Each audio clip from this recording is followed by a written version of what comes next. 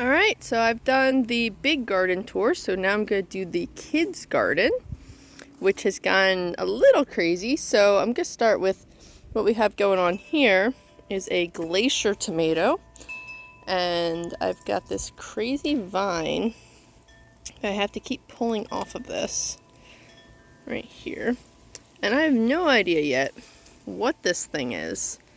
The gardening group has been very indecisive, saying it might be a cucumber or burr cucumber or any number of things, but it hasn't shown any sign of any kind of flowering or anything, so not sure. But it's growing all the way up my shed and going around the side and going across here, so I'm kind of thinking I might pull it because it's getting really annoying, I'm not gonna lie. The other thing we have going on here is we used to have a path right in there, and this is the kids' bush beans, and they have the same problem as I have in the big garden, where they've got the pole bean coming up in here, and the pole beans are all wrapping around themselves, and they're kind of a pain in the butt, so I don't know what I'm gonna do about that. But this big leaf thing here is a pumpkin, and we just saw, let me see if I can find it this way. There's more of that dang vine in the way. Go away. Under here, there's the pumpkin. Nice pumpkin, and it's a pretty good sized pumpkin.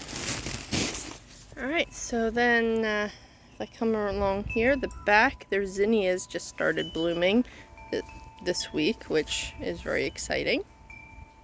So they'll probably be out here to cut that soon enough, because there's only a couple right now. So they'll probably wait until there's a few more and do that. We've got another patch of bush beans over here with some more of those dang pole beans. They've got a Gerber daisy, which is that green thing right there, with some, I think they're called snapdragons next to it. I keep forgetting the name of them. And then over here, they have two cherry tomatoes. Let's see, here's one that's already got little cherries on it in there, and this fence just keeps falling over, so I'm gonna have to fix this thing so I can actually walk back through here. But if I move this, then you can see there was actually a pretty good size walkway around, and it went like that, and now it's yeah, no more path, just a big pumpkin with huge leaves. And here's the zinnias, and they're looking very happy. And then I'm gonna have to come over here with a glove and grab this dang Japanese beetle and smush him, because you can see what he's doing to the leaf. There's little holes all in the leaf because he's Japanese beetles. And this is how you can tell you got them. They do these like holes all throughout. So that's the kids' garden. And we used to have this bucket in there too, but ran out of space. And this is a mum that I actually planted back in the fall. And it's already got little buds all over it. So that's fun.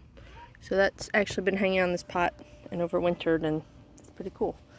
I've got some hostas here. They've been here since I moved in. I've got my cannas growing that somebody gave me last spring, and I overwintered them inside. I've got the brown-eyed Susans, another canna, brown-eyed Susans. And the brown-eyed Susans were all planted here by the original homeowner. I didn't add any of these. We did used to also have some white daisies that came up on this corner right here, but they've died back, and I haven't seen them in a couple years now. So then there's another canna there, and in here I've also got the dreaded lemon balm. So I keep every spring digging this out, putting it in a pot, because it seeds into the garden and gets in here. So I dig it out and I put it in a pot, and it never overwinters in the pot. So every spring I dig it out again and put it back in a pot. It's kind of a funny cycle we've gotten stuck in. And over here's a dahlia, and over here on this side of my deck is another dahlia. So I've got a dahlia right here and a little one right there. And my mom said, "Oh, what colors do you have?" And I'm like, I don't know, because I don't remember what I planted where. I know what I had, but I don't know where I planted it. So, yeah. And coming around here, I've got stuff that's been planted by the bird feeder. So whatever this is probably from the bird feeder.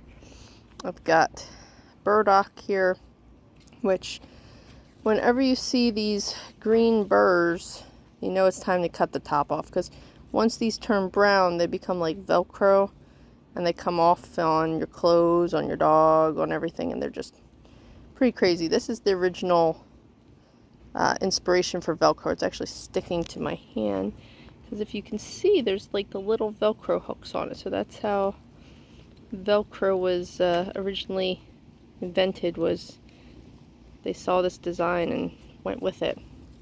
So that actually gets huge on the other side. Let me go around the other side here. So it's kind of spread because I didn't know better with the burrs. And the leaves for this thing get absolutely huge. So this is way bigger than my hand. They're huge. But I've actually lopped the top off of this already. And you see I gotta lop this again. So I have to come through and lop all these little bits here so that I don't have burrs spreading. More burdock everywhere. The burdock is fine in the sense of you can step on it, and it doesn't spread other than with the seeds. So once it gets in a spot, it just has a single stem. So it grows with this single stem, and it will get bigger over time. So like this one, it gets tall over time, but it doesn't spread out from that single stem. So that's kind of what I like about the burdock, is once it comes up in a spot, I know that's the only spot it's going to come up in, otherwise seeds being spread. And then I've got this thing, which the old homeowner told me this is a special color. And I forget what this is called, like yarrow or something. But apparently these are normally a yellow flower, but she planted this really pretty pink one. So I get to enjoy this right next to my deck. It's kind of past its bloom time at this point, but it still has lots of pretty flowers on it.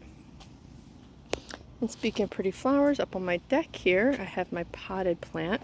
Let me come around so you can see this.